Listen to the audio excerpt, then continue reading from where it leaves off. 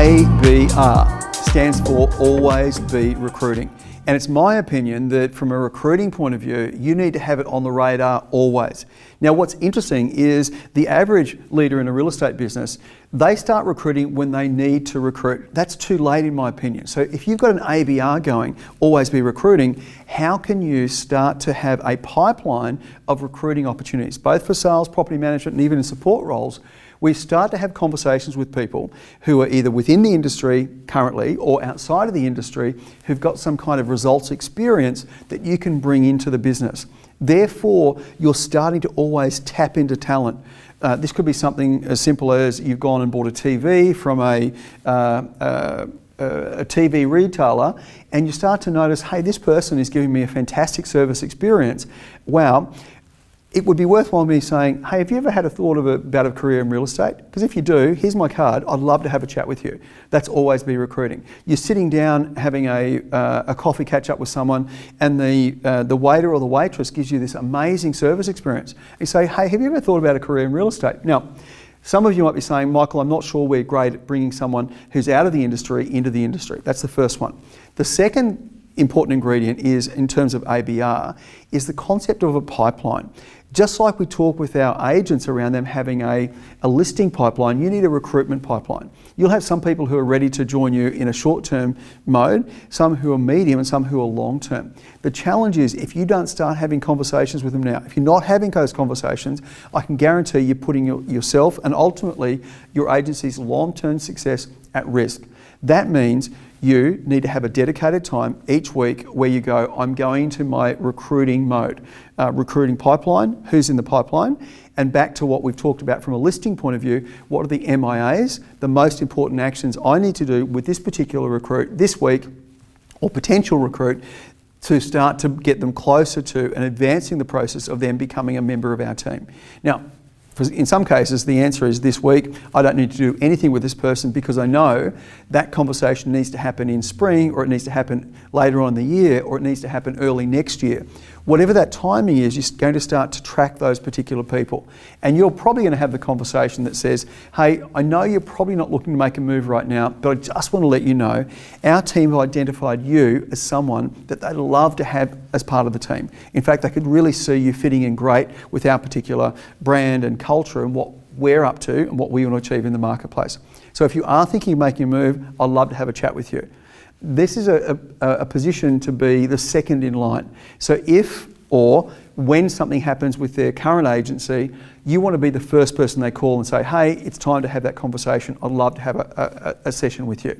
Now, in the recruiting mode, one of the most important things, and this is a big shift I see with leaders, we want to go into recruiting mode and say, here's what our agency is about and how great our agency is, and we're fantastic and we do this and this, and here's we this, and we're part of the Real Estate Results Network and we do this and and we get really excited. It's a little bit like we say for agents at a listing appointment, are you question-based or are you statement-based? So I'd like you to flip this around in the recruiting process and get into coaching mode. If you've been to Coach the Coach, a huge thumbs up, utilise that process. If you haven't, it's probably something to put on your radar, because in Coach the Coach, we shifted from being in that recruiting mode to actually be in a coaching conversation. And that is to have the conversation with someone and say, hey, what have your last 12 months been like? What's your level of success you're currently experiencing? Are you happy with that? What do you think are the key upgrades? What are your goals for this year? What would you like to work on? Where have your business come from? Any areas to improve? Now, you can't sit down and meet someone from the very first time and have that conversation. But what you can do is sit down with them and say, hey, look, I'd love to help you in your career.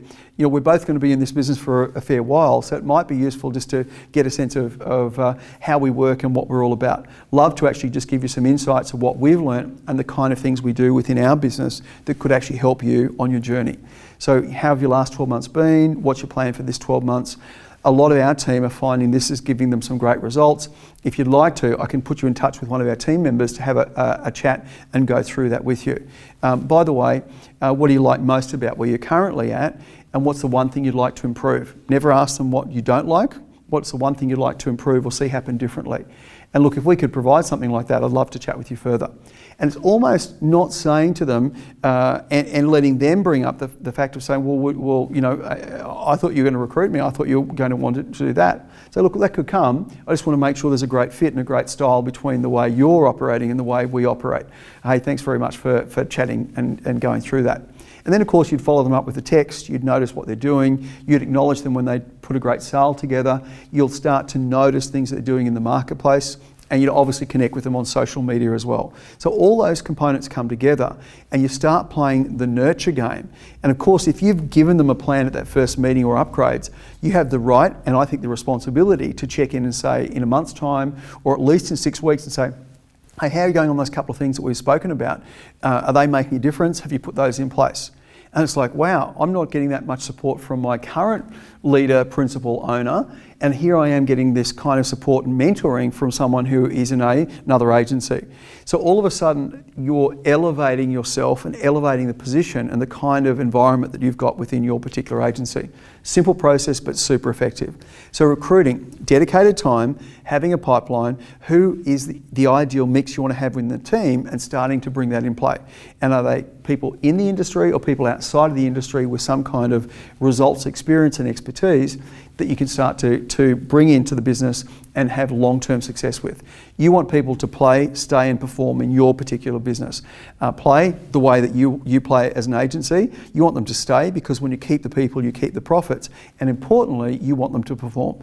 Our culture is a performance culture. We have an expectation and also a commitment to make sure we've created the environment for you to massively succeed in your career. Thanks for tuning in, guys.